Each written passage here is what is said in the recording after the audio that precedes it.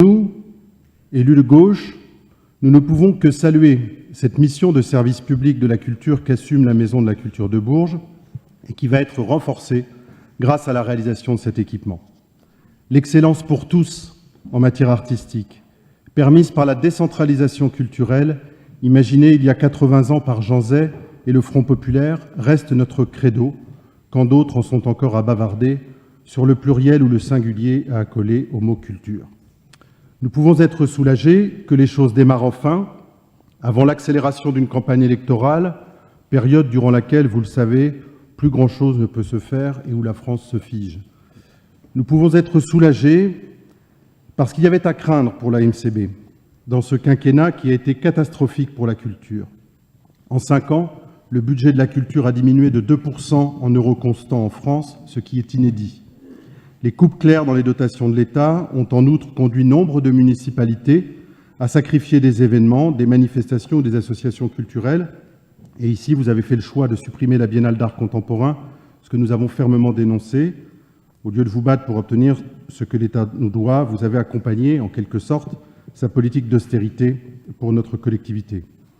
Et je le dis, dans le contexte de ce début de mandat, nous avons parfois douté de votre volonté réelle d'aller au bout du dossier de la Maison de la Culture.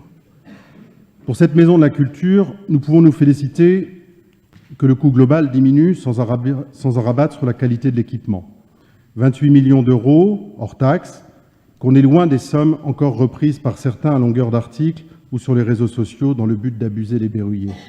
On peut se féliciter de l'engagement de tous les partenaires, quelle que soit la couleur politique de leur majorité, et parce qu'il est des dossiers qui doivent réunir, rassembler, et que pour notre part, nous n'avons jamais fait de cette question un enjeu partisan et électoral, car nous savions qu'à ce jeu, nous pouvions tout perdre, Bourges pouvait tout perdre. Nous pourrions tous ensemble, ce soir, émettre le vœu que l'État rallonge sa participation, en lui rappelant qu'il est de sa compétence de faire vivre la décentralisation culturelle et théâtrale, en particulier, et donner corps à ce que le Premier ministre appelait de ses vœux l'an passé, en voulant, je cite, redonner de la cohésion territoriale par la culture. Un vote unanime pourrait nous le permettre. Enfin, quelques mots sur l'avenir de l'ancien bâtiment et celui de l'école de musique. Une consultation a été lancée, vous l'avez lancée, vous avez fait le choix d'en écarter les élus, alors même qu'un certain nombre d'entre nous figuraient dans un groupe de pilotage que vous aviez constitué devant suivre ces ateliers.